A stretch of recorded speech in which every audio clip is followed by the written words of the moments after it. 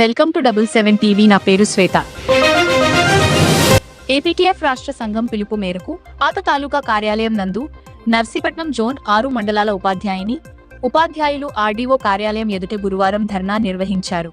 ఈ సందర్భంగా యూనియన్ నాయకులు మీడియా సమావేశంలో మాట్లాడుతూ పెండింగ్లో ఉన్న ఆర్థికపరమైన, విద్యాపరమైన సుమారుగా 44 అంశాలు ఉన్నాయని, సిపిఎస్ విధానం రద్దు, టెట్ పరీక్ష రద్దు చేయడం, 12వ PRC కమిషన్ ఏర్పాటు చేయడం, 1723 నుండి 30% పెంట్మెంట్ ఇవ్వాలని, 11 PRC బకాయిలు చెల్లించాలని, యాప్స్ భారం తగ్గాలని, ప్రతి ప్రైమరీ స్కూల్ కి 2వ పోస్ట్ విద్యార్థుల రోలుకి సంబంధం లేకుండా మంజూరు చేయాలన్నారు. అలాగే పెండింగ్ లో ఉన్న 4 DAలు మంజూరు చేయాలని, ఇంకా అనేక తీరని సమస్య ఉన్నాయన్నారు.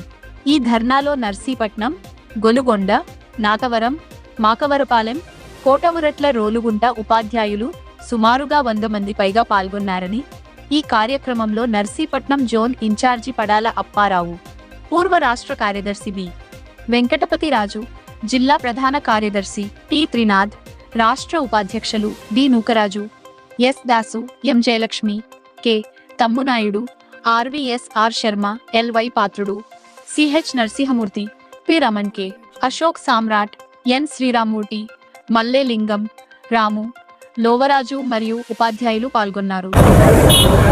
అందరికీ నమస్కారం అండి.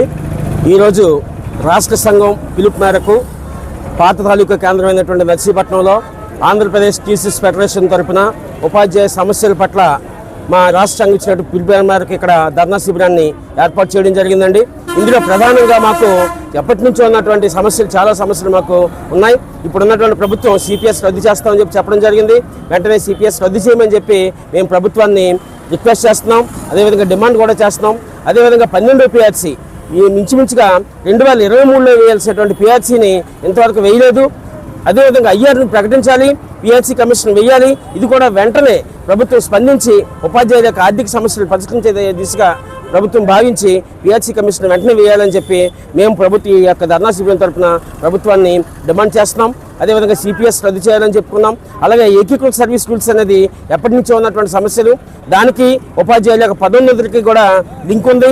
కాబట్టి ఏకీకృత సర్వీస్ రూల్స్ని కూడా ఖచ్చితంగా అమలు చేసే విధంగా కేంద్ర ప్రభుత్వం మీద ఒత్తిడి తీసుకొచ్చే విధంగా ప్రభుత్వం కృషి చేయాలని చెప్పి ఈ సందర్భంగా మేము డిమాండ్ చేస్తున్నాం. అదేవిధంగా 4 DA బకాయిలు ఉన్నాయి. ఇంతవరకు ఈరోజు ధరలు పెరుగుతున్నాయి. ధరల పెరుగుదలకు అనుగుణంగా DAలు పెంచాల్సినటువంటిది కనీస ధర్మం అది, ప్రభుత్వం యొక్క ధర్మం అది. కనీసం DAలు పెంచట్లేదు. 4 DAలు ఇంతవరకు బకాయిలు ఉన్నాయి. కాబట్టి 4 DAలను కూడా వెంటనే ఇవ్వాలని చెప్పి ప్రభుత్వాన్ని ఈ ధర్నా శిబిరం ద్వారా కోరడం జరుగుతుంది. ఇక అన్నింటికంటే ముఖ్యమైన సమస్య ఈరోజు ఎప్పుడో చాలా 98లో ఉపాధ్యాయ వృత్తిలో చేరినటువంటి ఉపాధ్యాయులు ఈరోజు కొత్తగా టెట్ ఎగ్జామ్ రాయాలనేటువంటి కండిషన్ తీసుకురావడం అనేది జరిగింది. దీనివల్ల చాలామంది ఉపాధ్యాయులు తీవ్రమైనటువంటి మనోవేదనకు గురవుతున్నారు. కాబట్టి టెట్ నుంచి మినహాయింపు కోరుకునే విధంగా, మినహాయింపు వచ్చే విధంగా ఈ యొక్క రాష్ట్ర ప్రభుత్వం కేంద్ర ప్రభుత్వాన్ని, లేదంటే సుప్రీంకోర్టు యొక్క తీర్పు ఏదైతే ఉందో ఆ తీర్పును ప్రభావితం చేసే విధంగా రాష్ట్ర ప్రభుత్వం ప్రయత్నం చేయాలని చెప్పి, ఆర్డినెన్స్ వచ్చే విధంగా ప్రయత్నం చేయాలని చెప్పి కూడా ఈ ధర్నా శిబిరం ద్వారా మేము కోరుతున్నాం. Thank you sir. ఉండండి నిరంతర వార్తా స్రవంతి మీ 77 టీవీలో.